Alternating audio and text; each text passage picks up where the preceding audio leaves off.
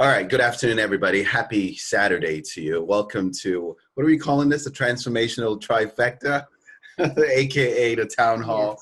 Yes. But more than anything, this forum is really a meeting of friends. It's a meeting of fellow travelers on the journey. There is a statement, one of my good mentors who usually says, become a good follower of those ahead of you, become a good fellow traveler of those alongside you, and become a good leader to those behind you. And it is our intention today to try to do that while having fun, having our conversations. And like Dan said, we typically do this separately, but we know that there is much power to community, especially in this period. It is said that one can put 1,000 to flight, but two can put 10,000. And now make that three, and that third person is a woman. We're talking about 1,000,000. So we've got Queen Io here. We've got Mr. Dan and myself. And today what we're going to do is we're going to we're going to talk about things that we already started talking about. And I was telling Dad, come on, let's go. But things that will hopefully lift you up, things that will enhance your life, and if possible, answer questions, direct questions. And we're confident that between three of us, you're going to leave with a transformation. And so that is what we intend on doing. And we're going to begin this with Miss Io. I know she's got some questions. She has something to say, but I'm going to let her introduce herself. And could you please tell us who you are, where you're from, what you do, and what your favorite part about personal growth or service to others is? Yeah, thank you for that, Nathan. It's an absolute pleasure to be here with the both of you and with everybody else that's going to be tuning in live with us. It's super exciting to be here. I'm really excited, really happy that we've been able to make this happen, especially in this current, situation that we're going through. Hopefully we're going to be able to raise the vibration, give the people something positive to take away, give people some, like you said, a transformation of some nature, whether it's just a shift in their mindset, whether it's an actual fundamental shift in their feelings and being able to move forward in a much more positive way. So I'm Ayodele Kolade, and I am a transformation specialist, and my job here on the planet, I believe, is to assist people in transforming the dark and pain from their past into light, confidence, and just stepping into the most authentic version of themselves possible. So I'm here with these two amazing gentlemen. I'm really excited to be here, and just really want to start off by saying that really kind of owning where I am at with the current space that we are occupying, which is that I feel incredibly calm. I feel really positive. I feel really light. I feel very hopeful. And I'm feeling excited about being here and sharing this space with you guys and being able to, I guess, project and hopefully instill some of those qualities that I'm feeling into the other people that are watching this. And so I wanted to start off by just asking the both of you. I'll start off with you, Dan. How are you feeling? What are you experiencing in the current space that we're occupying in terms of, the climate that I don't want to use labels. I don't want to go there with it. We're talking about, how are you coping? What are you feeling? How are you? Generally, I've been absolutely fine. Yeah. I actually did a live about this a week or so ago. The idea that I've only really had any blips in that as a result of the collective consciousness that's been ensuing. When I'm unplugged from that, I'm absolutely fine. And it's only that my working life is online, and there's been, in my opinion, a concerted effort for good reason to keep making people aware of what's going on, in so much as that I've got bank accounts I closed in England. The bank is still texting me to tell me about things. Every website you open up, you can't close it. It's there. Every day there's an email from someone talking about it. And then you've got the spillover of that fear happening from other people. So members of my family upset that I'm not taking things more quote unquote seriously, when in fact I do take things very seriously. I'm just very selective about what I populate my mental environment with.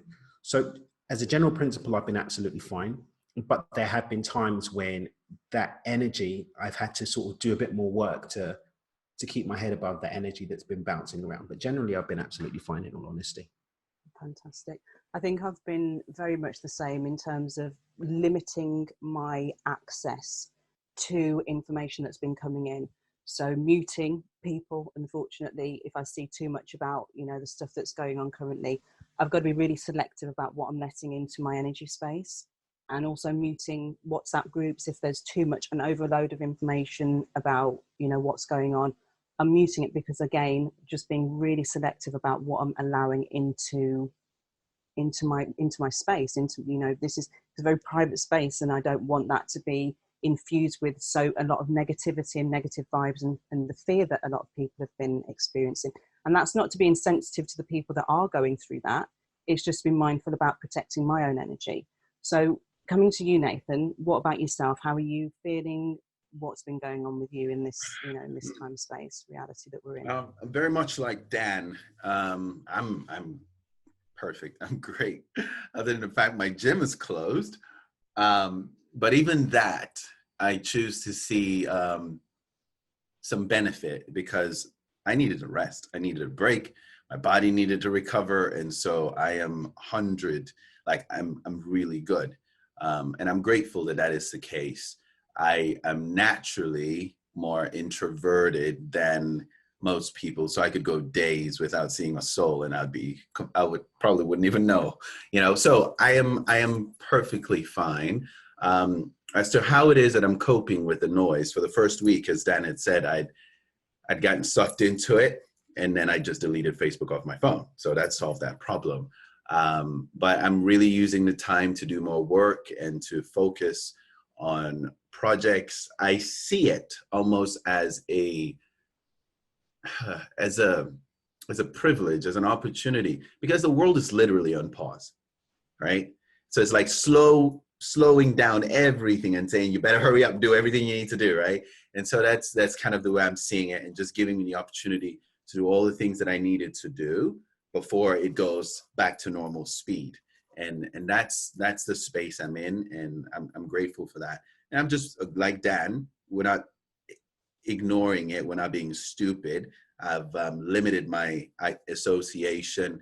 I gargle with warm water every once in a while, and other than that, there's nothing to worry about.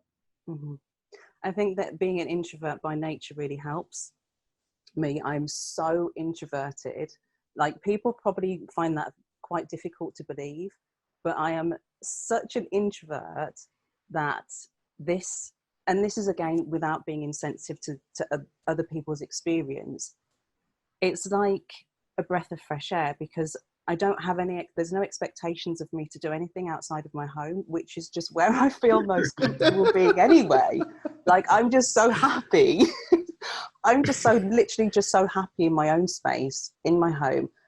Fortunately, like both of you, I do, all of my work is done online. So I can do that from the comfort of my own home. I don't necessarily need to leave the house. I think today was the first time in about 8 days that I physically left my house.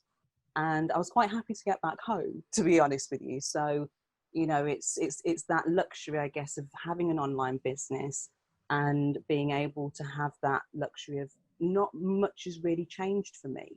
Right. So I feel very fortunate in that respect.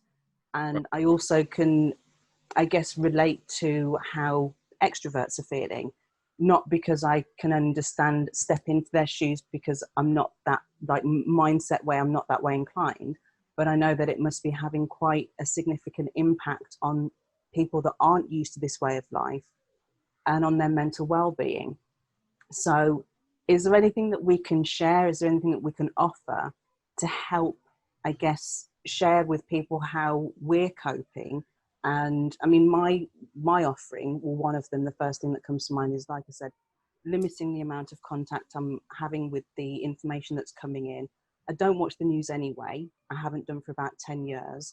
I know that anything that's really relevant and important to me, somebody will tell me either on WhatsApp or I'll find out on social media. So in terms of being careful about what I'm letting into my space, is there anything that you guys can share?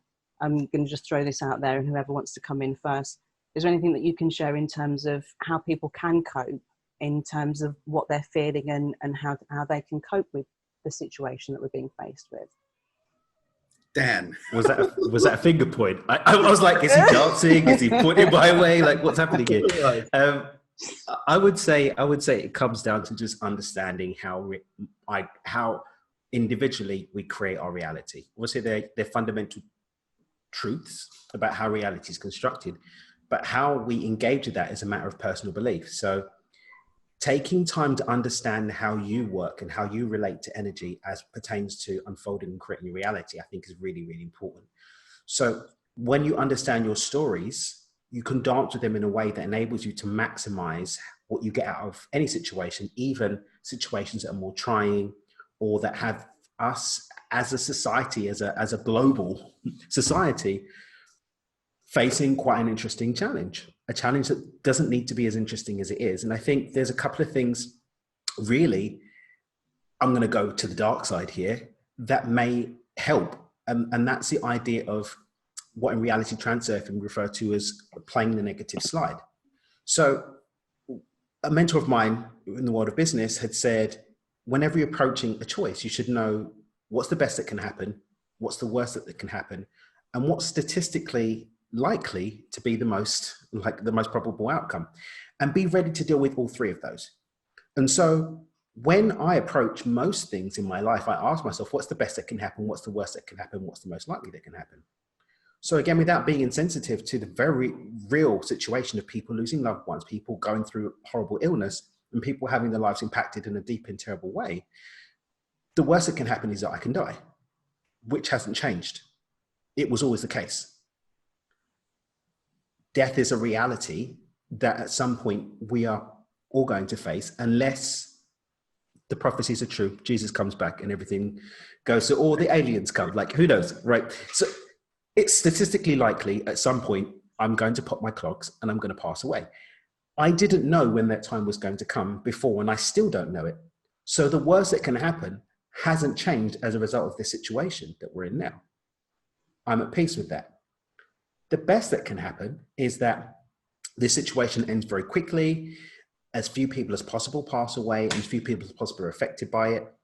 The most likely situation is that the effect of this virus that's flying around is going to be as a virus of this type would be. It's a strand of illness that's, generally speaking, not as deadly as others, but it's just more transmittable.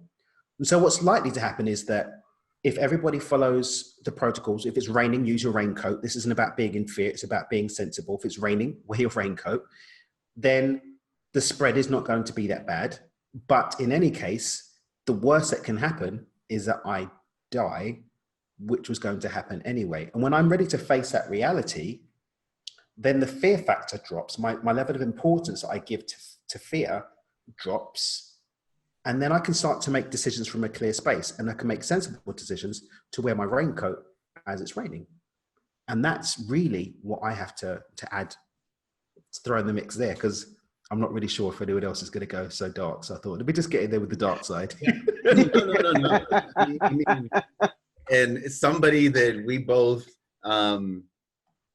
admire, I'm sure, at least Ayo and I, Jung, right? Jung was one who always acknowledged the darkness. And because if you're to reach to heaven, he said, your roots must reach down to hell.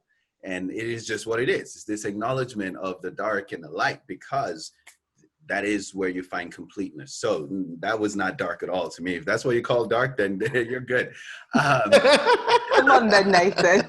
Come on then, give it to us. Bring it. But I'm not going to the dark side. This is what I would have said. And what I would have to say is using, I think I did a live about this 2 days ago, but I don't think anybody really saw that live. I use the analogy of riding a motorcycle. I took a motorcycle class several years ago, and one of the first things that I learned very specifically is if you are trying to avoid that pole, you do not look at the pole. You look that way. If you're trying to go right, you look where you're going, not at what you're trying to avoid.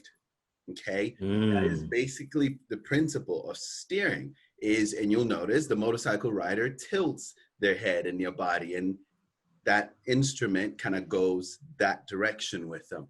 And so going to what we know, at least Ion knows as a practitioner of hypnosis, is in our primitive mind, we have three basic responses: fear, flight, and freeze.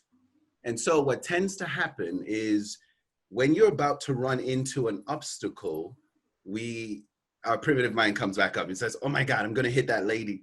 You freeze. Why didn't you just stare, right? But what is happening is people tend to freeze in that moment of, hey, you're going to hit something. And I think it is time that we don't freeze any longer. We are approaching the obstacle. What's going to happen is going to happen, but you still have the steering wheel in your hand. There's no point saying, oh my God, Jesus, help me. No, Jesus is not going to help you. You need to steer.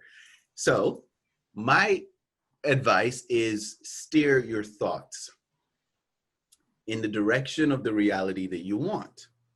Mm-hmm. And it is exactly what I began to do. Okay, I spent the first week and looking at Corona and this and the other. Okay, cool. So what? Now I know what to do. I know how to prevent it and all of that stuff. Now I'm thinking, what reality do I actually want to create after this is all over? How am I going to create this reality? How am I going to use this time? And so I made a pivot in the direction I wanted to go.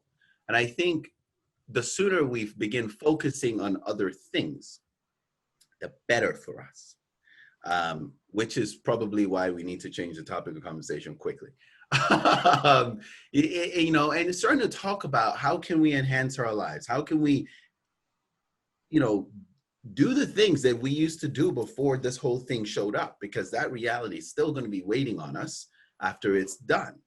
Or it might even be more imperative that we get everything into gear, right? The person who was always afraid of making sales offers or doing this or doing that, well, guess what? You've got no choice now. You have to make those offers now because no one's coming into your store, you know? So I think my response to that problem is we just look in the direction we want to go. And the direction we want to go is abundance, prosperity, happiness, healing, health, all of those things, and forget about Corona. Corona is doing what it does. We do what we do, kind of thing. That's mine. Okay, fantastic. And I love the analogy that you used about the motorcycle. It reminds me of what we are taught, or what I've been taught in the UK, when we don't necessarily have really, really icy or cold weather very often. But when you do, something that I always remember being taught is that if you are going to skid, make sure that you are looking and focusing on the direction that you actually want to go in, instead of focusing on where the wheel is taking you. Redirect your thinking, redirect your mindset, and focus on where you want to go, as opposed to avoiding the tree or whatever it is that you're going to you look at the ditch, you'll end up in the ditch. Exactly. Don't focus on the obstacle, focus on the direction that you actually want to end up in. Right. So that was a really, really interesting way of looking at it, which I, you know, really appreciate. And I think it also brings me back to thinking about, you know, mindset mastery. And I guess the three of us fortunately already do have, what I believe, a very, very elevated and advanced level of mastery over our minds. So we're fortunate in the fact that we do already have these resources. We do already know how to redirect our emotions away from fear and towards how we want to feel. We may have been sucked into, I personally wasn't, like, I was supposed to go to Dubai during the middle of March, and up until 2 days before we were flying, I was ready to get on that plane. And it was only because Dubai shut the borders, they shut the gates in the airport to anyone unless they had a diplomatic passport. If that hadn't happened, I would have gone to Dubai. because I didn't have, I just don't have any fear around it, because I am a master. You know, I'm able to manage my emotions. I'm able to manage my mindset, and I do have that level of advanced mastery over my mind.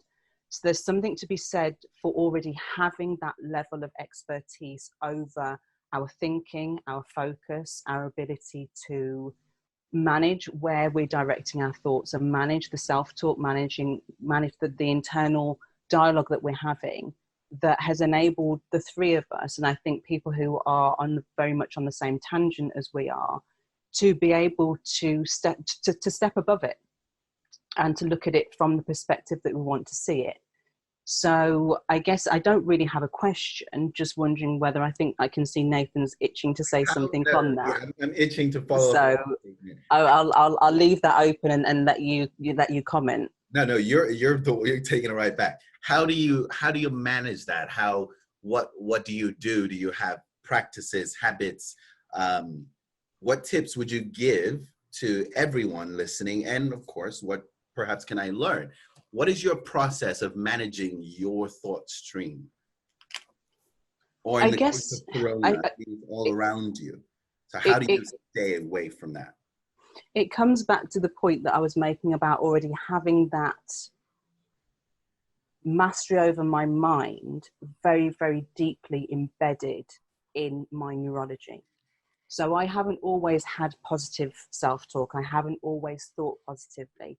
I haven't always had mastery over my mind. I actually had very, very negative self-talk for the majority of my life. And since doing personal development work on myself, I've managed to rewire the way that my brain thinks, and now fortunately have very, very positive self-talk. So I think one of the starting points for me in terms of what people can do is to monitor their self-talk, is to monitor what's actually happening in their mind. What things are they saying to themselves when they're not feeling great about the situation? You need to be monitoring what's happening in here, dependent on what's happening vibrationally. Like, your emotions are a vibrational indicator. So if you're feeling like crap, you need to then monitor that against what's happening in here. What are you thinking? What are you saying to yourself? What's the dialogue that's on loop that is creating those emotions and that imbalance in emotions that you're feeling? And then when you acknowledge that that isn't perhaps necessarily something that's very positive, what can you do about it? Well, number one, you want to jump in? No? I was giving you a gunshot. Okay. So number one, okay, so you monitor your self-talk, you monitor your internal dialogue, you monitor the things that you're saying to yourself, and then you check it. So is it true? Is it actually what you want to be thinking? Is it what you want to be focusing on? And if it isn't, then how can you change it? How can you flip the script and assist yourself in thinking something alternative? How can you, because I mean, we go through life, and many people go through life thinking that we're not in charge of our thinking.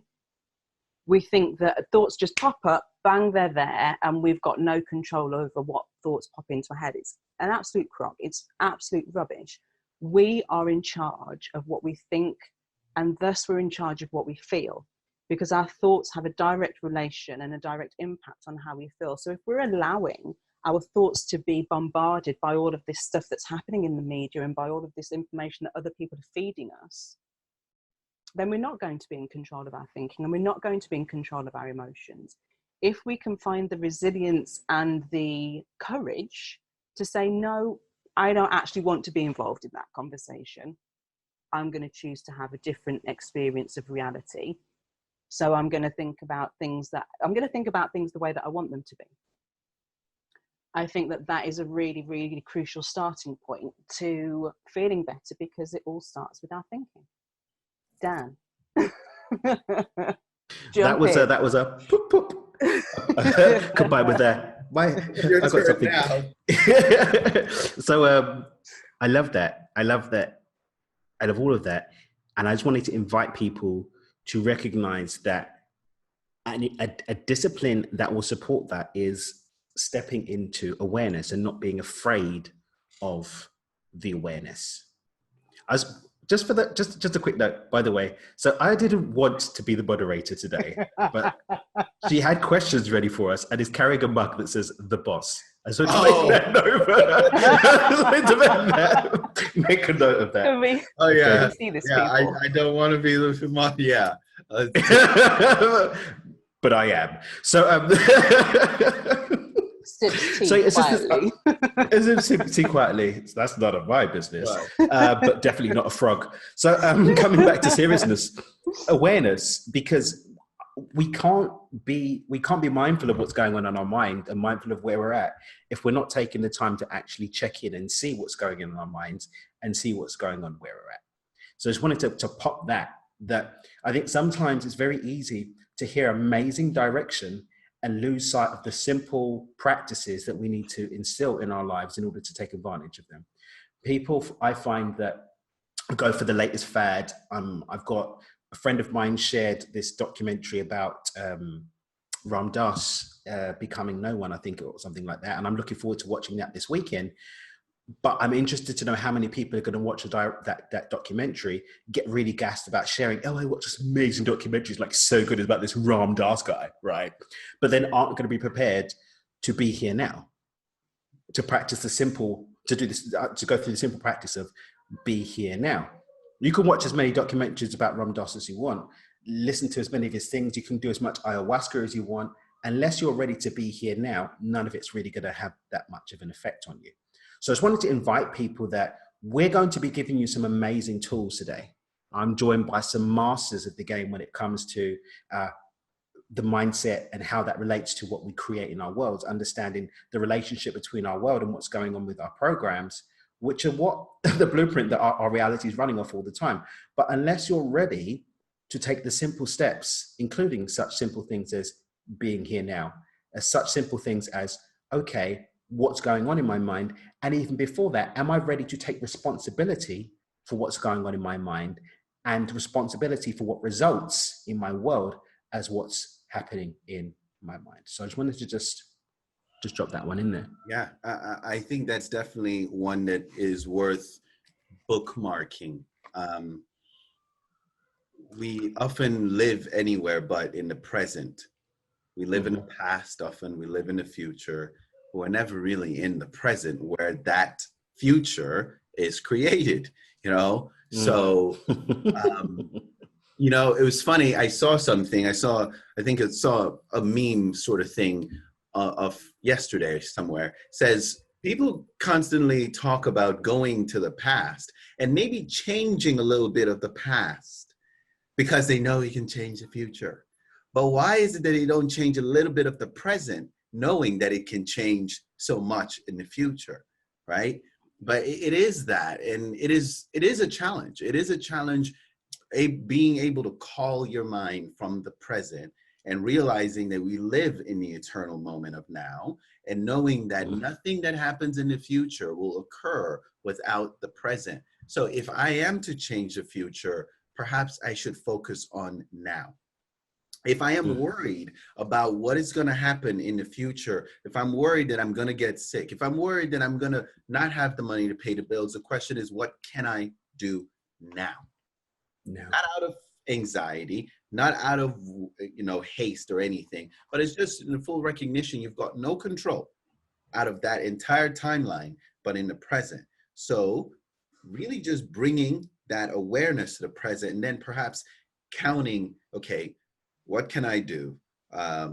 Who can I make an offer to? Who can I encourage? Who, I feel terrible. Who can I make feel better? Because that will make me feel better. Because if we keep thinking about the now, we can find the solutions to the questions of the future in the present. And that's when we have to alter it. And I really do think that we miss that so often. It's a challenge to do it, but it is the key to being there. It's just being here now. I agree. Did you want to add something, Dan? No, all I was just going to say is that right now in this moment, we're enjoying the fruits of past nows that we planted seeds in, and those seeds were being planted by the thought quality that we're holding by what was happening up here, like you were saying earlier. And so just merging, I suppose, what all three of us have said, if we take the time now and the practices that we can maybe even give some people some direction on that you can use to create sufficient space just to catch the now for a moment and ask a question. Are my thoughts right now planting the seeds that represent the fruit that I want to be enjoying in the future now? Because now's already now.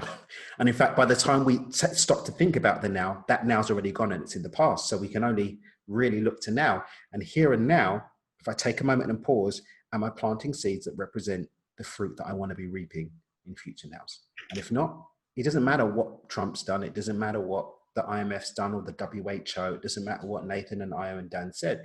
If I'm here and now, not through my thought quality, through my emotional state, those vibrational indicators, is that how you worded it? Vibrational indicators of reality. I've been looking for that. Yeah. If those aren't aligned with what I want to experience, then I'm just going to keep playing out the same odd thing over and over and over and calling that life.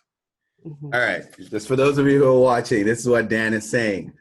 If you do not change this here, you're going to travel here. It's like throwing a rock and then traveling soon enough and getting hit in the head by the rock. And that's exactly what happens. You can decide what you do because you're going to be affected, like it or not, because you're always traveling forward, right? Our time sequence moves forward, but we cannot affect any of this. Everything we plant keeps coming forward, right? And so the question is, what am I going to do here? Such that when I get here, I can say, ooh, I'm so lucky, right? And it brought me to that thought of gestation. And you use the phrase of the word, plant, and the reference of planting. And everything has a gestation period. In sales, we usually used to say, I even tell people in business too, everything that you do today has a 90-day gestation period. You're reaping the seeds and the fruit of what you've done 90 days ago. You will reap the fruit of the marketing, of the sales, of the positioning, of everything that you did 90 days in the future. Dan, I think when we had, it's probably not quite 90 days, it's probably 60. It's been about 2 months since we did the recording of you and I, right? About that, yeah. Not that recording that spurned this. Yeah, it's true. Right? It is so bizarre. Yeah. Everything just kind of moves in this cycle. There are outliers that will take longer, but the second and third standard deviation, that 60%, will usually be within that 90-day period. If you talk to a lead, even track it in your sales funnel, some of the people say, oh, let me go think about it, will come back within that period. And that's why most sales cycles close after 90 days. So if there's a lead that is not responsive after 90 days, you kind of you check back in on them 6 months later. So you've got these 90-day cycles that happen. And if we begin to, I was telling people, you got to hone the skills. Okay, good. We are quarantined. The world's gone to hell. But 90 days from now, will you be ready? Right? What we do, upgrading those skills, that positive mindset that you think you're doing it just to survive the virus, is not just to survive the virus. It will pay you back 90 days later. So that analogy of planting the seeds is so true. And the harvest is yet in the future.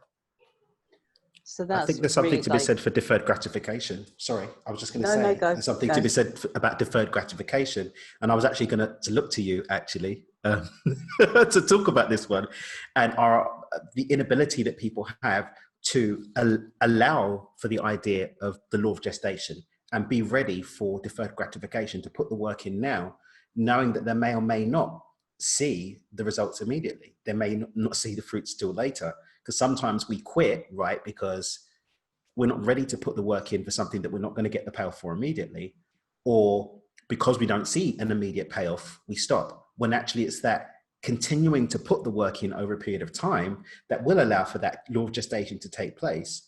I can see my friend David Schickles here. He actually streams a consciousness called The Stream. And one of the things he always speaks about, and he spoke about in his book, is the idea that if everything that we wanted was manifested immediately, there'll be chaos. So actually the law of gestation allows for order to exist in the universe. It's a great collective agreement that at some level we all subscribe to, the law of gestation. It's a powerful and beautiful thing.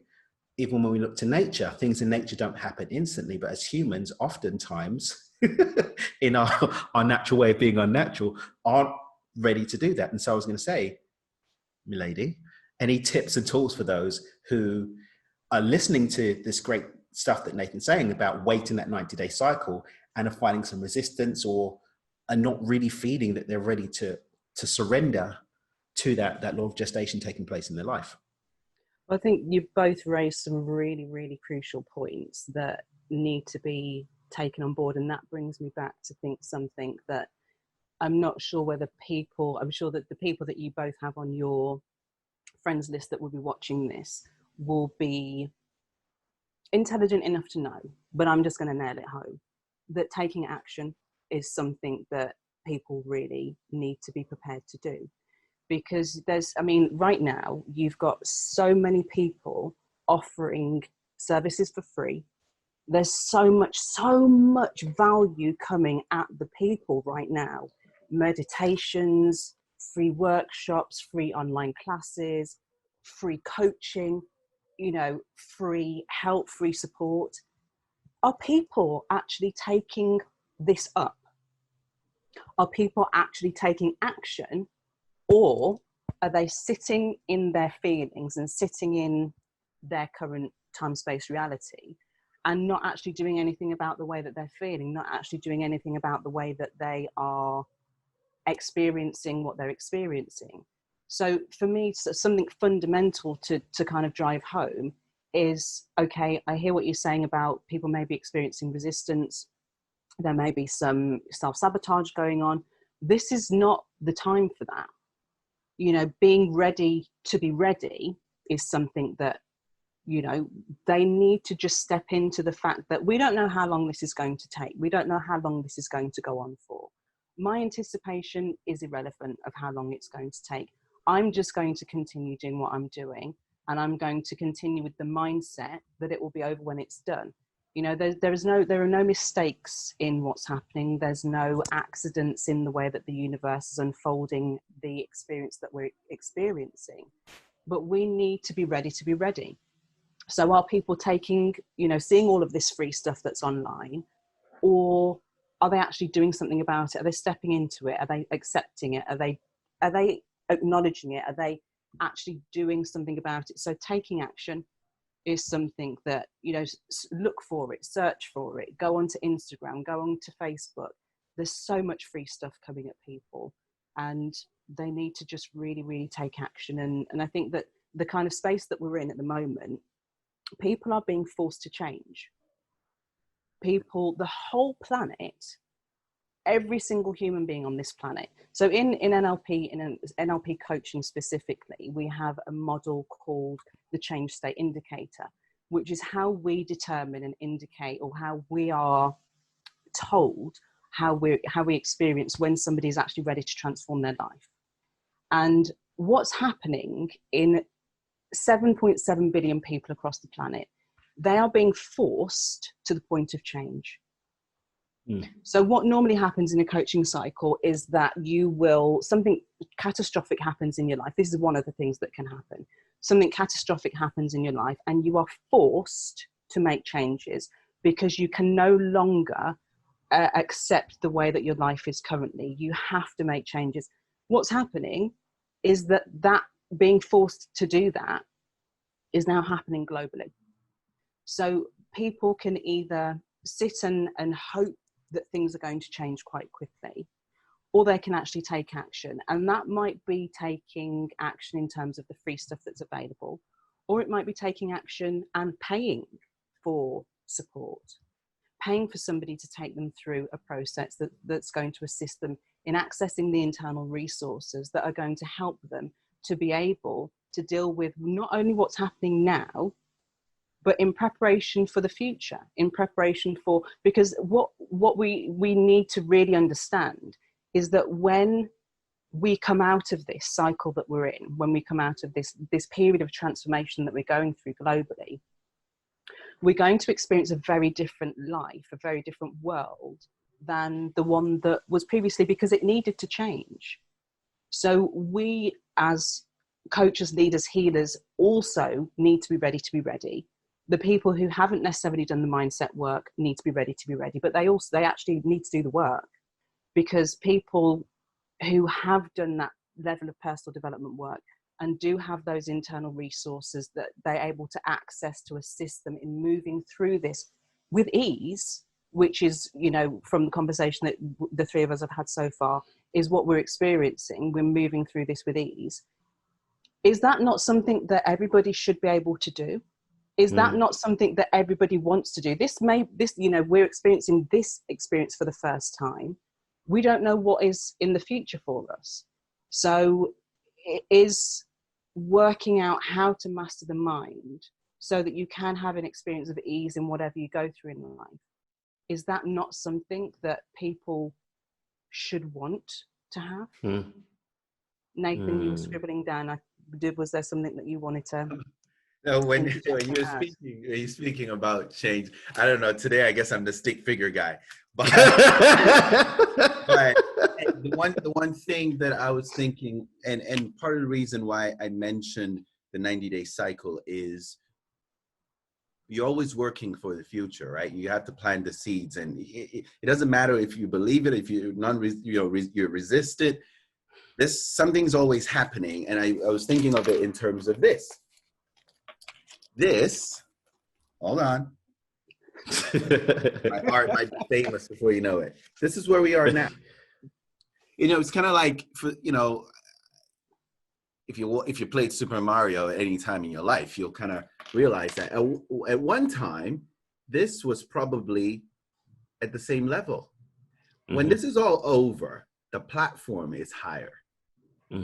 What you did, if you were able to build up your strength, will determine if you can jump over here. Else, guess where you're going? Right there. Right? So it is necessary to build your strength. It is necessary to do the work such that when it's go time, we all have developed strength to rise to a higher level of performance, because you just can't walk off the platform where you were before, you know? And I think that it's what I keep telling people. When this is over, you're not going to necessarily, everybody says, oh, things are going to change. Are things going to change? Guess what? One of the things is there's going to be more demanded of you. There's going to be more that it takes. It's not going to be the same minimum. Now, the bar of minimum would have raised, not necessarily in a bad way. You know, it could be in a good way. It could be with connecting with people, with feeling more empathy, letting go of your demons, whatever it is. But that level will change. And so we need to be able to jump to the next level. And so while we're here sitting in limbo, we want to ask ourselves, what barriers to growth do we experience, right? It might just be, oh my God, I didn't realize how difficult it was to sit at home by myself. You know, I don't really like me to start with. And I have to sit at home for 2 months with me. What? You know? And so this process is an opportunity for you to come out. Because when you come out, you let go of those demons and you do the shadow work, as Miss Aya would always recommend. When you come 100. Out on the other side, you come out brighter, you come out lighter, and you come out more agile, able to make the maneuvers necessary. Dan. I was going to say, just bring us back to something that I said that ties into what you said. And it's my feeling that one of the things that's contributed to the obsession that people have with consuming information of a disempowering nature in its abundance as it's available right now is this inability to deal with the unknown. Touching on what I was saying about, we've all been forced into this space of change. That big traumatic experience everyone's facing is we're in the unknown. People have been running on their automatic programs. They've been getting up, they go in the shower, they look at the person that they don't really love that much. They go and have a coffee just to kind of deal with the day. They get into a car, sit in traffic that they don't like, sit in a job that they don't like with people they don't really like that much and pretend they like have another cup of coffee. have a greasy lunch that they don't really like that much, go home, pretend that they care about what's going on with the kids at school. You're depressing me. but you get what I'm saying. Like, people have been on these cycles and in this state of trance. I mean, both of you guys are into hypnosis. They've just been in this level of trance, playing out these patterns, and now all of a sudden they've got up. They don't know what day it is. They have to sit in the house with those people that they didn't really care too much for, whether it's themselves or someone else. They don't have that car ride. So there's the body's been so used to producing the hormones of stress at 7:50 in the morning from the traffic that they've got all this energy and nowhere to expend it. And it's sending them into this crazy thing because they're being forced out of their regime. And this is a beautiful space because now they're being forced into an opportunity for change, because everything that's been playing out, the patterns that's made them who and what they are, the people, places, and things that they've been engaging with on a day-to-day basis, they're not engaging with anymore. And there's this beautiful open field within which we can start to make change. But this unknown that's happening now, it was always an unknown as to whether it was going to happen. And so those that were ready for the unknown have been able to adapt to the change, tying into what you're saying, Nathan.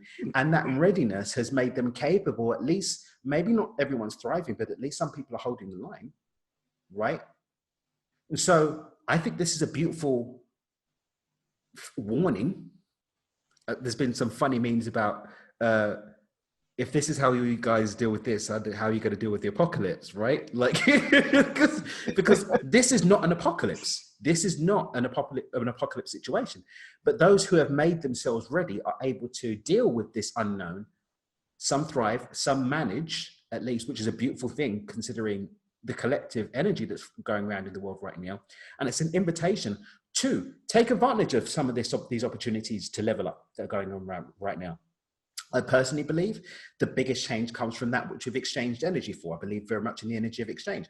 But there's enough free content out there right now for you to at least see those areas where you can invest in yourself and make deeper levels of exchange to level up. The opportunity is here in this unknown for change. And the invitation here in this opportunity is to take up the opportunity to be ready for future unknowns that may or may not come. So that regardless of what's happening outside, from the inside, you're ready to deal with it. And maybe next time, rather than going down, you stay the course. And maybe next time, instead of just staying the course, you thrive. 100%. I completely agree with you, because we haven't, the three of us and other people who are feeling, akin to what we're feeling and dealing with it in an equal way, are not dealing with it in an equal way because we haven't done the work. We're dealing with it in an equal way because we have done the work, because we've invested in ourselves, because we have dug deep, because we've faced our demons, because we've done the shadow work, because we are willing to step into that space of uncertainty and be prepared to embrace that uncertainty. Before I ask the next question, did I see you scribbling something away, Nathan? And is there something that you want to offer before we kind of I'm not moving subject completely, but no, it's okay. I wasn't scribbling, but I also thought about something. I would also say, obviously, it's not because I'm so awesome or we're so awesome. It's a combination of two things. It's a combination of what we just spoke about, the principle of having done something before that makes us not fret now. But it also is, quite frankly, we're actually quite lucky. But as we know, you create your own luck, right? We're lucky to have put ourselves in a position, or to at least be privileged to enjoy a position where you're not really fretting. Because there's some people who are wondering, how do I pay the bills? How do I do this? How do I do that? So we are fortunate to be in that position. But the fact that you are in that position doesn't change the reality of the situation. The fact that worrying will not change the reality of the situation. But it's just really acknowledging how fortunate and how lucky we are. The other thing, too, is this situation, the universe, I believe, is keeping us honest. I like the word which is a Paul Selig thing more. I really like the word invitation, right? I like the word that Dan used. It is an invitation. And I also believe that the universe Earth, Gaia, Mother Nature is more than we know, is inviting us, is keeping us honest. Because there were some people who said, if I had more time, I would take care of my family. If I had more time, I would, I would talk to my wife more. If I had more time, I would pursue that side hustle. If I had more time, if I had more time, if I had this, if I had that. And now you have all the time in the world. If I had more time, I would work out. I would get in shape, I swear. What excuse do you really have to end this quarantine in worse shape than you were before you started, right? So it's calling us to really look at these things that we use as excuses because we didn't have time. And now we have all the time in the world. Are we going to stand up and do that which we said we wish we could do? Dan. No, I was just going to say. I just before you jump in, I just really want to acknowledge what you just said, because it hit the nail on the head. It really, really is important for people to acknowledge, and that alone can help people to move out of the mind frame that they're in.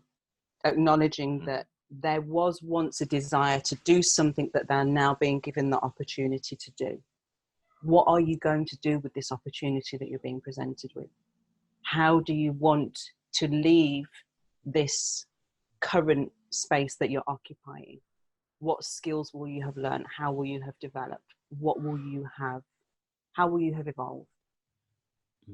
It could be a golden ticket. It could be a golden ticket, like literally, this is you're playing Monopoly, right? You I don't know, one of those things that you get like get 3 months free kind of thing. Like this is one of those, literally, because you're not going to be behind anybody else.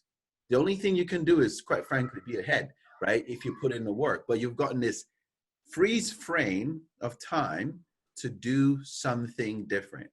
Like, yeah, it's a lottery thing. But Dan, I know you have something to say, but let me kind of position us. Perhaps we can talk about fear next, and just basically going into our personal understanding of what fear is, and then maybe explaining how fear works. Because one of the big things now is the propagation of fear. But maybe we can talk about it and touch on it. I know we're, especially Dan, where we do the more esoteric conversations and metaphysical work, but I think feel free to bring that up if there is stuff that we need to glean from on the more esoteric side and the more psychological side. But so that's framing that conversation. You're welcome to go back. All right, cool. Well, I can make this point some glue. Because just kind of, again, just bringing this back to a central theme, this invitation is one that we can really find most optimally maximized if we take the pause, right? So people have been making these declarations and these comments and these things about, I would do this, I would do this, I would do this. But now we're so caught up in the noise and the fear that we're not present enough to even reflect on the commitments that we've made to ourselves. And Netflix. Netflix as well.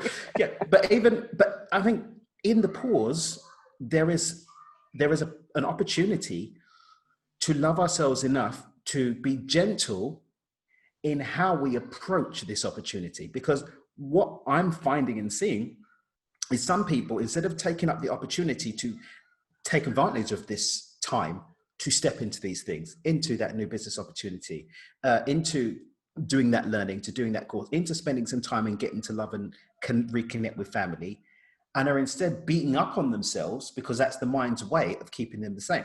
So the opportunity for change is here, but rather than stepping into the opportunity, we're looking at the opportunity as the enemy and then using that as an opportunity, a disempowering opportunity to step back at us and say, oh, I've not been doing that. I watch so much. I've just been eating. Oh, I didn't work out today. Versus pause. Okay, maybe look at what am I resisting and why? I've been doing that. For those of you who don't know, I actually work with Io. She's been working with me in my subconscious and tackling some stuff that I've been working on. I'm doing some very, very deep work at the moment with her. And one of the things that I've done even is I've stripped down all of my declarations and commitments down to some very simple things and creating space for me to just see, where's my resistance? What am I being called to do? So that I can use this gestation period as a time to set new declarations based on my elevated space at the end of it. I've paused on making any big life choices. And this has been going on since before this collective stuff that's been going on globally. I taking a pause and asking myself, okay, I'm going to do a complete script rewrite. And I'm the king of script rewriting. This is a big part of my work, big intention about what we do with our life. But I'm using this as a beautiful opportunity to be in a global energy of change and transformation, and stopping and saying, okay, what do I want? Now there's less life noise. There's fear noise. Yes, there's buzz noise, but life noise there is less of. There are less cars. Nature's returning back to towns and cities and reclaiming, right? The global, in terms of like the geo, natural energy is slower. In that, I'm asking myself, okay, what do I want? Reevaluating, rechecking. Interestingly enough, I'm going to interrupt you there. Interestingly enough, there is less everything noise, including fear noise. You have to tune into the channel to get that fear noise, right? You have to, okay, let's see what's going on in the world today. Oh my God. Literally, you're not even running into anybody. So you almost intentionally have to tune into that frequency. You have to tune in. Get that. And that's huge. But your statement gave me this thought of what Emerson says. Emerson said, of what use are heroic vows of amendment if the same lawbreaker is to keep them? If you keep making these promises, what use are heroic vows of amendment? I'll be better next time. No. Have you changed? Nope. I didn't think so. There's zero of those if the same lawbreaker is to keep them. So it is the reason why I love that, what you said, you're doing with IO is if you keep having these patterns, at some point you must say, pause, let's just stop. We know making plans is not your problem, okay? Let's go deeper and figure out what exactly is the hang up, because there's obviously something, and then doing a reset from there. And that's spot on. And even in relation, I love what you said about this plugging into fear, because it's true. It is, there's a lot of stuff, but you can even unplug from the stuff. So, like, I've made the conscious choice to step into the digital world and be there because that's how I make my beings for the most part. But even then, I choose to put up my psychic self-defense, which is something we could talk about at some point in the future, to increase my high vibe inputs. So for example, I have my binaural beats up most of the day. I'm spending longer in spiritual practice in the morning in order to have management of my emotional state and my energy field as I'm going out into the digital world. I am being very deliberate. Just like you said, Owen, unsubscribing from email lists. I've muted certain WhatsApp groups where there is space to lovingly do so. I simply say, hey, I really appreciate that you're keeping me updated with what's going on, but I'm actually not really subscribing to that collective agreement of fear right now. And so I wish you well, but count me out. Has that rubbed some people up the wrong way? Yeah, but I do my best to sit in love as I make these comments and statements. And again, being very, very compassionate of the fact that some people are being affected by what's going on. But fear, going back to Paul Selig, I'm doing his current live stream about peace. I said, fear, it's giving into fear. It's a choice. It's like, if you give into fear, you're perpetuating more fear. Taking the pause, in the now, there are no stories, there are no beliefs, there are no narratives, including that of fear. So by spending more time present and in that presence, choosing what seeds I'm planting now, it's not possible for my consciousness to be in fear and now creating positive seeds for the future at the same time. If I'm shifting my inputs and making the choice to spend more time present, understanding why have I been subscribing to this? Why have I been naturally going there? And using the plethora of resources that are available to dig in and perhaps address those. Again, the golden ticket presents the opportunity to really, really level up beyond this time, including learning to surf fear in all of its forms, to transmute it and to see it for what it really is. At the end of the day, mortality, which is the worst that can happen here, is something that hasn't changed. It was there anyway. And if I can face that down, I cannot allow myself to be a slave to that and make choices that uplift me, empower me, and be ready to be the best version of myself and to add to the world in a beautiful way. So how would you define fear, Dan, in 50 words or less? 50 words or less? Yes. Fear is a freeze response that comes from jumping into an outcome that I don't want and bringing its energy into the now. So a freeze response. Yes. So what if you don't freeze? I would say if I was giving like a hard stop definition of fear, they're gradients of fear, but speaking like in its deepest form, it can cause a stop. Some people slow down, some people act erratically, but in terms of like the nth degree of it, I've frozen because I'm in the future that I don't want. I'm bringing that anxiety now, and it's causing a response in me. Or it's a response, a disempowering response resulting from bringing the energy of an unmanifested future into my present moment. Love it. Love May it. I add? Oh, yes, please. So, Milady. I posted something in my stories on Instagram the other day, which was people could ask me anything. One of the questions was, how am I coping with fear? And I added my responses in my stories yesterday. Took me a couple of days, just had a busy time of late.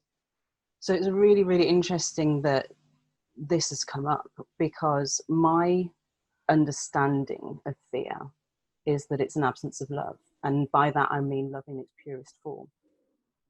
I mean the energy that creates, the energy of the universe, the energy that is all-encompassing, and the energy that we really need to tap into when we are creating our reality, when we're stepping into this new version of ourselves, when we are loving ourselves unconditionally. And I really want to honor you, Dan, for sharing that about the work that we're doing together, and for being willing to be vulnerable, and for being willing to just share that with people, because it is something that I really feel you need to be acknowledged for doing, because it's in that moment where you learn how to connect with the deepest part of yourself. Some people call it the unconscious mind, some people call it spirit, some people call it soul. It's that energy that is transmuted into love, that just loving energy, creative energy, that is absent when we're in fear mode. And I completely appreciate that there are people, like you mentioned earlier on, I think it was you, Dan, about people have, they've got bills to pay. People have lost their jobs. People have lost loved ones as a result of what's going on out there in the world. And so there is going to be an element of fear around that. But what I would like to invite people to consider is, how are they using the creative power of the universe, the creative power of love, to actually create the experience that they want to be having? How are they using that to create a reality that they want to experience? Because if you want to talk about getting esoteric, what I'm experiencing, or one of my perceptions of what's happening in this current time-space reality, is that we're seeing one of two things. We're seeing a collective projection of what's been taking place in here, in the majority of the level of consciousness that we have on the planet. What we're also seeing is an up-leveling of that level of consciousness, because people have been forced to this point B, C on this change state indicator that I was talking about previously. So we're seeing, a fundamental up-level on that. And it's something that I'm hoping is going to assist people in stepping more deeply into this level, into this energy of love, into this energy of self-love, into this level, into this energy of introspection, into this energy of, coming back to something that you spoke about earlier on, Nathan, which is the shadow work, turning inside and having that deeper level of introspection, and discovering, how can I transform what is happening in this current reality into something that is actually light, into something that brings light, into something that showers and radiates light on my experience, on the experience of the people that I come into contact with. So yes, there are scientific definitions of what fear is, but for me, the most helpful definition of what fear is it's the absence of love. And I don't mean romantic love, I'm talking about the energetically what love is. is the most purest form of energy that exists in the universe. It's the creative energy that is used to transform, transmute. And it's the energy of alchemy. So if you want to get esoteric, that's what I'm throwing into the mix. Nathan, you look like you want to jump in. I've got a question for you, but before Go for that, the few people who are on with us, I know a bunch of people have been coming and going. I want to thank you for being here. I want to invite you to ask any questions. If you've got any questions, please feel free to comment in the chat, but also to let you know that this is more of a pre-run, because we actually have not done this together before, but what we have discussed we would like to do in the future, and I think Dan did preview that earlier. I'm over here looking at my phone because the thing is on and I forget that the camera is on.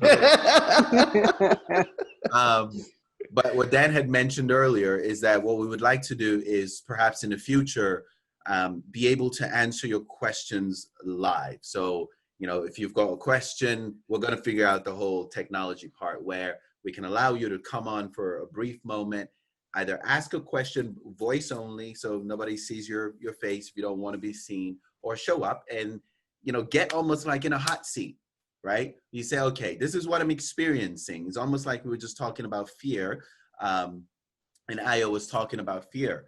You would come on and you would say, you know what, but I really want to do this, but I have the fear that, you know, I'm not good enough. I have the fear that I'm going to fail. I have the fear that he's going to leave me and all of this stuff. How do I deal with that?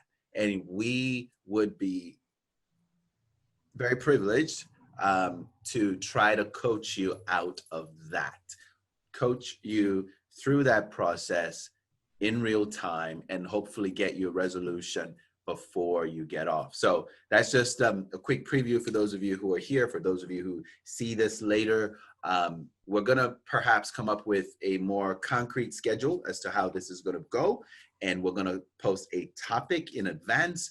However, I don't think your questions necessarily need to be limited to the topic of discussion of the day, because we're agile, we're flexible, we got you.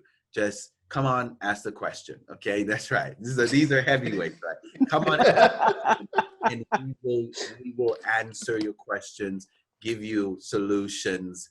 I might, you know, throw some magic at you, but we'll fix you up. Okay, so that I just wanted to bring that up in between for those of you who have kindly been watching us. Were you still going, or did I have something to say about fear? Say that again, sorry.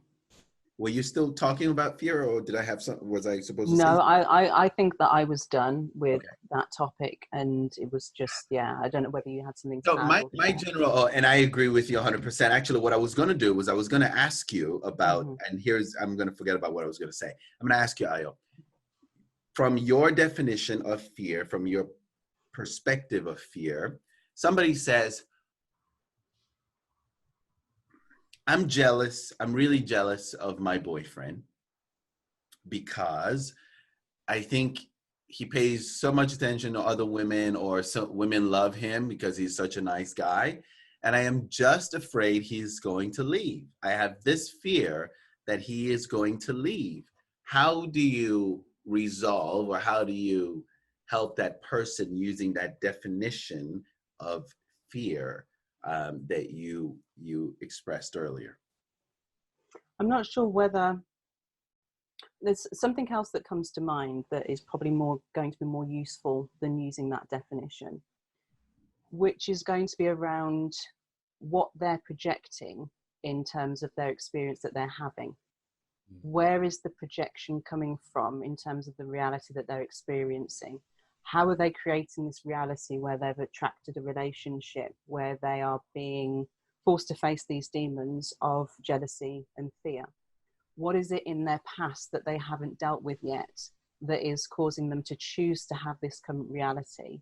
That if they were to deal with that past situation and to let go of the baggage and the projections from the past, they wouldn't necessarily need to be faced with this learning opportunity, which is to deal with the fear in the fear from the past, or the jealousy from the past, or the experiences from the past that they've been through, which would enable them to be much more free in terms of, number one, the relationship that they're attracting, number two, the way that they're able to manage their emotions, number three, the conversations that they're able to have with their partner, Number 4, the vulnerability that they're able to step into, to be able to have those conversations and be willing to face the possibility of rejection.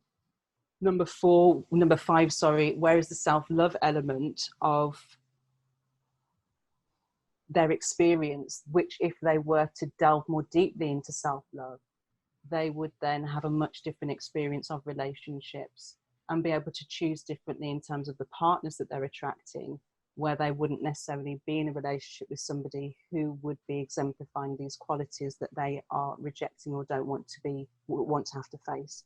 So those are the questions that would come up for me in terms of how to manage that. And it does come back to love. It always comes back to love, because it's always about self-love. It's always about what we're willing to subject ourselves to. But it's also about what we need to learn. Sometimes there are experiences that are less comfortable, that we don't necessarily want to experience, that we wouldn't consciously choose. But at an unconscious level, there's something that needs to be resolved. And when we're able to have the vulnerability and have the courage to face those challenges and to love ourselves as deeply as we possibly can, we can then overcome those challenges and have a very, very different experience of life now and in the future, because it is about self-love, and it's having that worth to say, do you know what? Whether, if I'm projecting this, if I'm creating this experience of having a boyfriend who is exemplifying behavior that I don't necessarily agree with and I don't feel is appropriate, and then why are you staying in the relationship? Why, where's the value in yourself in terms of why you would want to subject yourself to that? Where's the self-love? So where can you turn inward and harness that love energy, harness the creative energy of the universe, and turn that inward to self and develop a much more all-encompassing experience of love for self, and have a different experience of relationships in the future? Oh yeah, I was obviously did mean I disagreed with your definition, because you're right. The opposite of love is not hate, it's fear. But I was giving you an opportunity to prove and you did, because it is true. It all comes back to that. Once you love yourself, which is love, you will reject fear, right? Because once you love yourself enough to respect yourself, you will walk away knowing that also, if you love him well enough, you're going to let him do what he wants to do, if that's what he wants to do, right?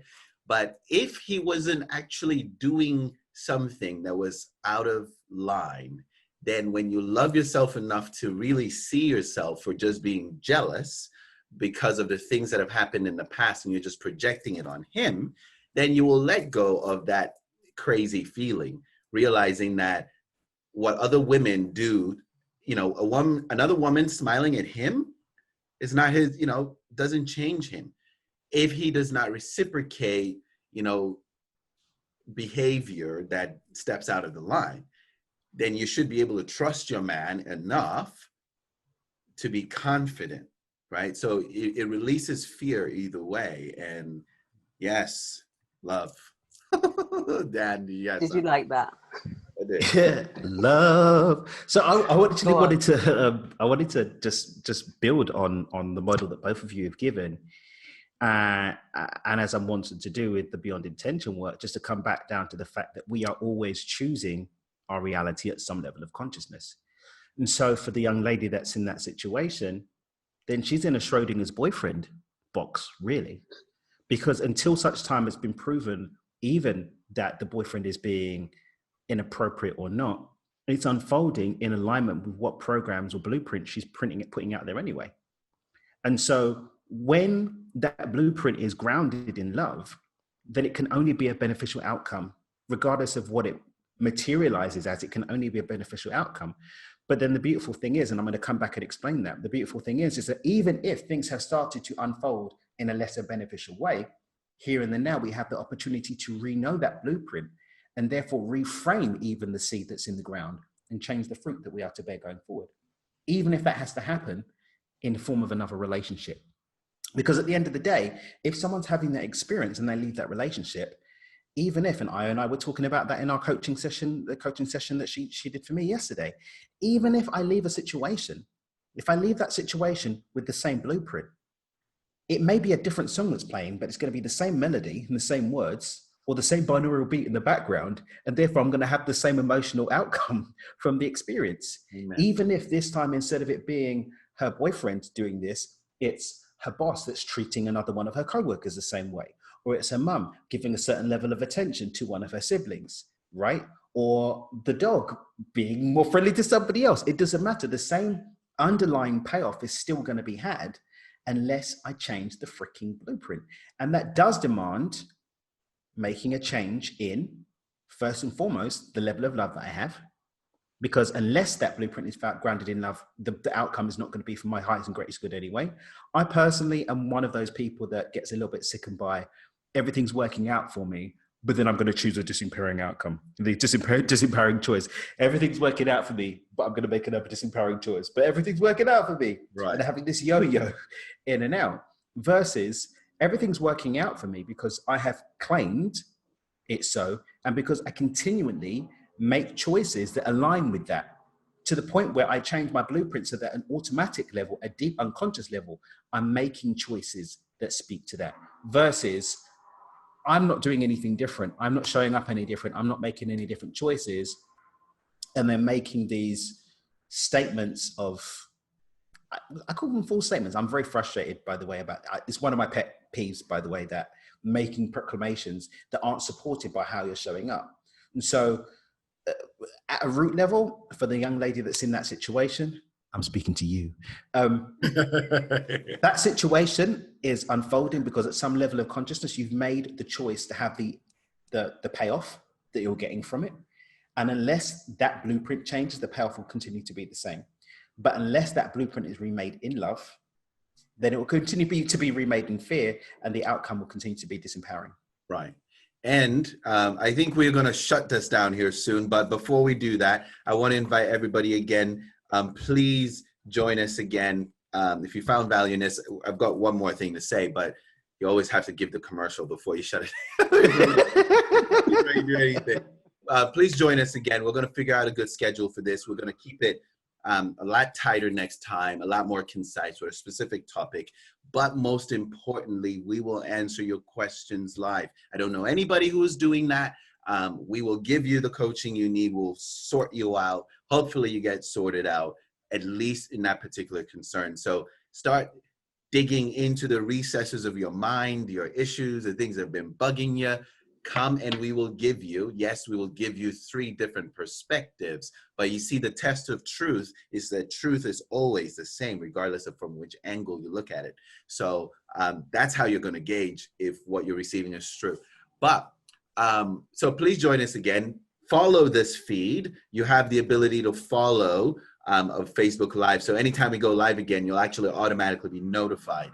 You want to do that.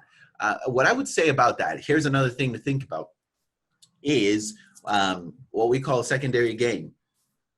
I would want to know what the secondary gain that this individual has for feeling like her boyfriend's cheating on her or is doing this and doing that. There is often a secondary gain in being the victim. What is the gain? What story does that reinforce? Everybody always cheats on me.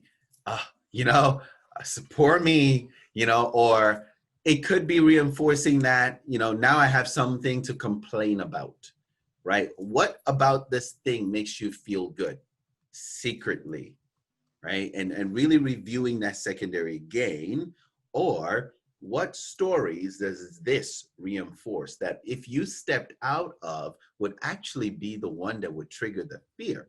See, some people stay in bad relationships. Yeah, it sucks, but yeah, I know him. We've been together for 10 years. Leaving, however, is scary. Mm-hmm. That's scary. So I'm going to stay out of the comfort zone. Yes. So what narratives does staying reinforce, and what is that secondary gain that you're getting from being where you are? I would love to investigate that. And when that individual can discover what the secondary gain is, which is often an illusion, right? You either dismantle the illusion or you reframe the illusion, and now their box, their cage is no longer there, and they realize, oh, it was never there to start with. And then perhaps they can then free themselves from this attachment.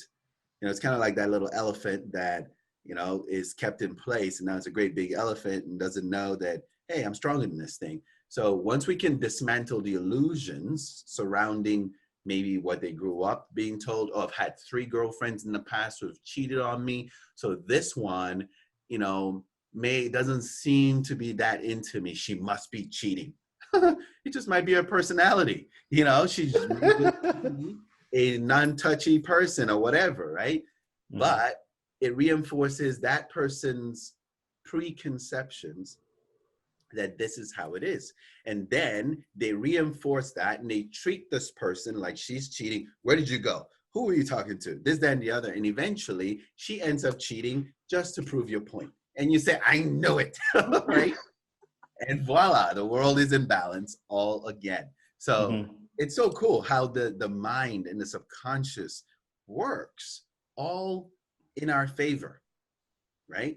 Be it a negative script, it's working in our favor. Be it a positive script, but now we must be the detectives to try to figure out what commands are we giving, albeit, you know, unknowingly, unintentionally, that we are executing. So that's kind of how, you know, along with everything you guys have said, you know, I would for sure go that route, but then add that secondary gain, because boy, there's so many victims that are actually, have you tried giving someone a solution to their problem that they cry and they whine about, and yet they say, no, let me go think about it.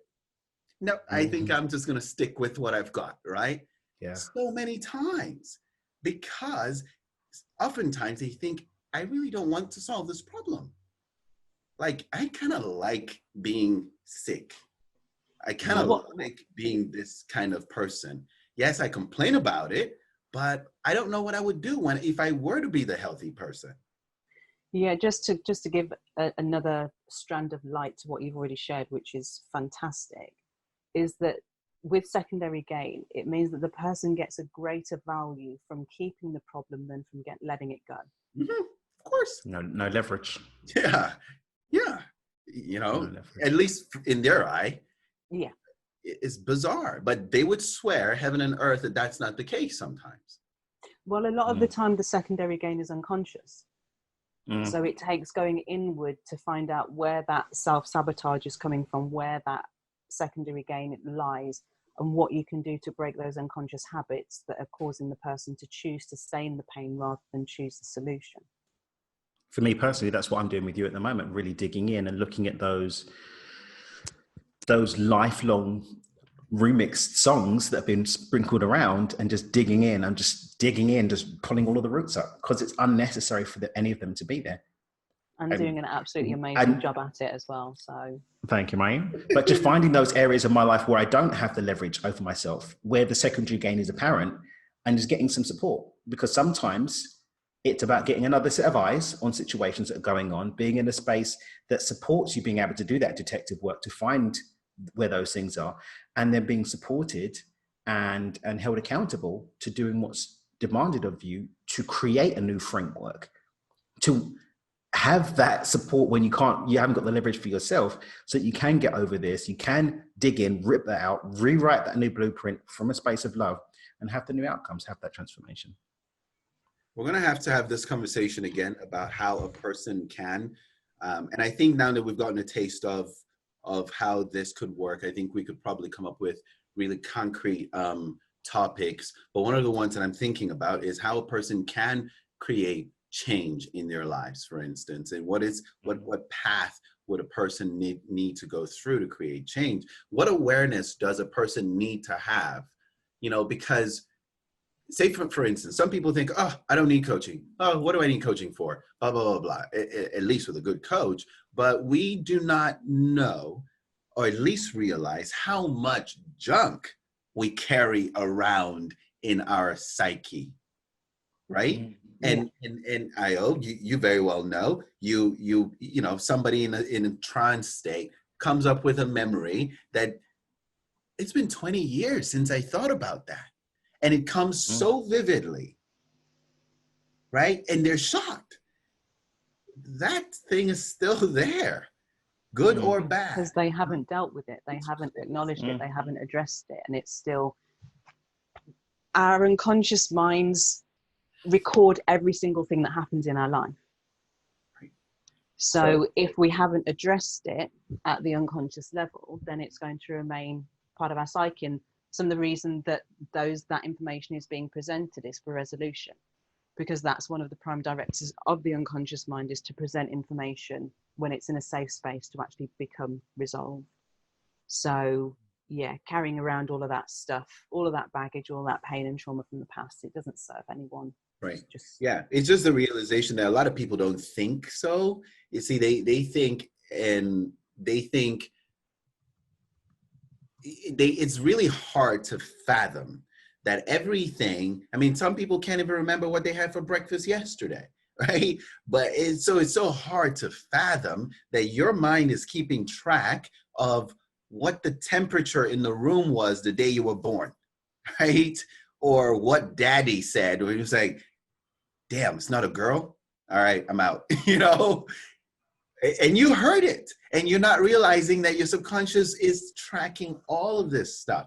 And I think to the extent that an individual remembers that nothing is left out in this file record that is our limited mind, every single input's imprinted. They will start taking it more and more seriously, you know? And so I think that is something that we need to dig into more, either share experiences or perhaps invite questions.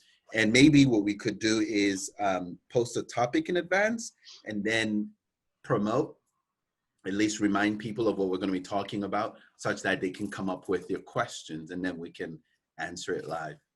Sounds good. Sounds good. Sounds good.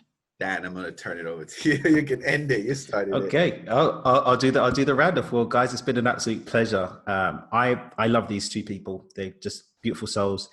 I learn from them. I'm filled up by them. I'm nourished by them. I'm improved and wizened by their counsel and by their company and by their friendship. And it's an absolute pleasure to share space with them. I feel honored to be able to do so and to throw a little Beyond Intention in the mix. Right. We're going to be back. We're going to be back doing this again.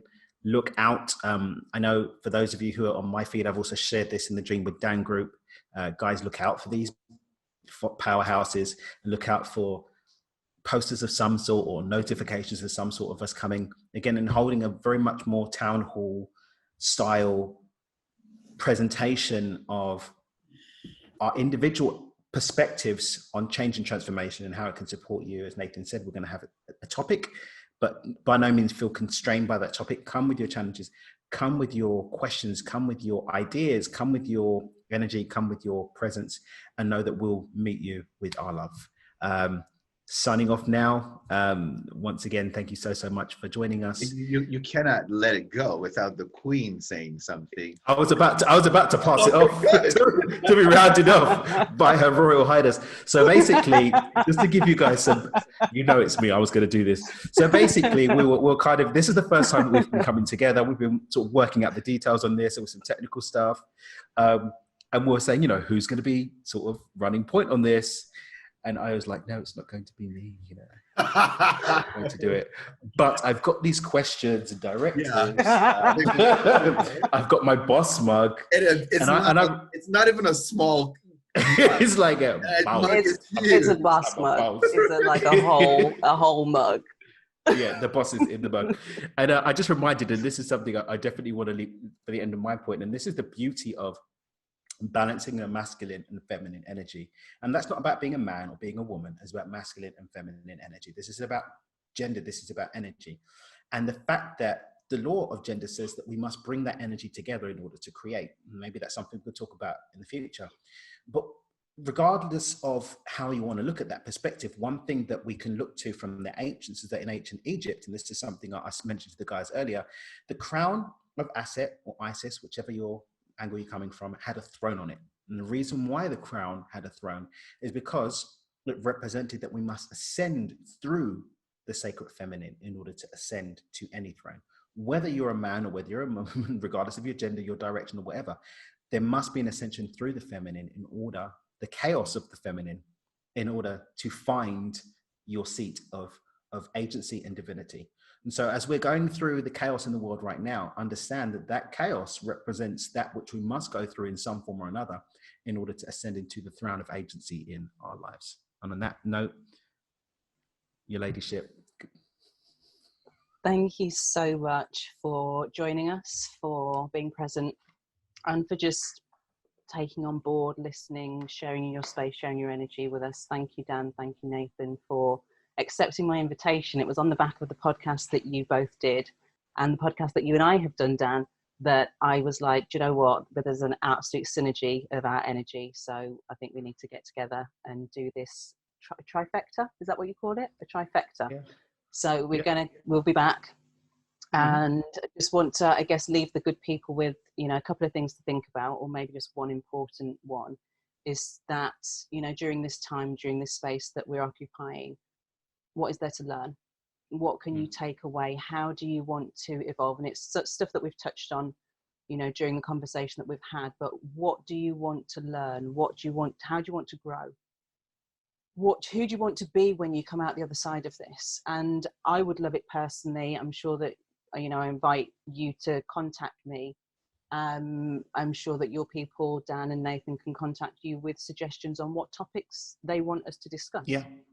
We invite you to have your questions answered, but what topics would you like us to hear us talk about?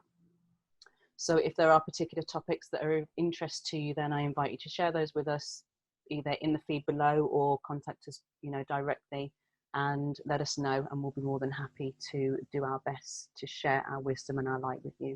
So thank you so much. I'm going to pass over to Nathan to close, because you opened, or did you open? One of you two. I just held the line while I was doing the technical. To close. Should I just close now? Is that it? Are we good? Are we done?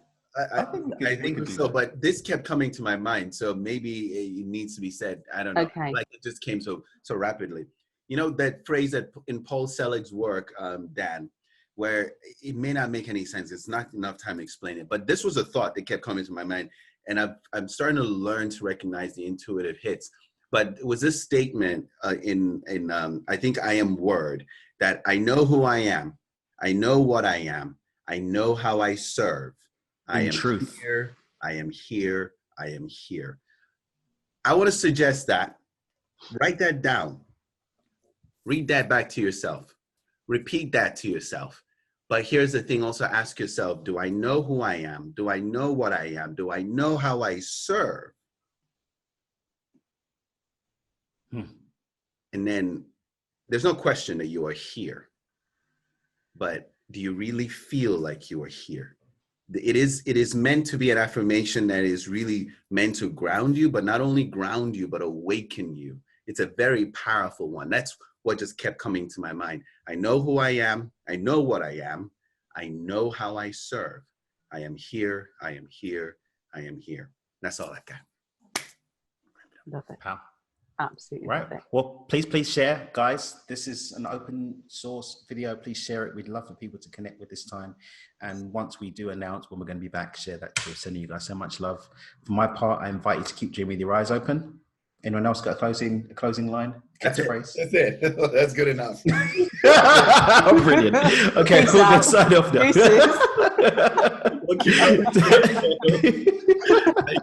Bye for now, guys. Bye. Bye.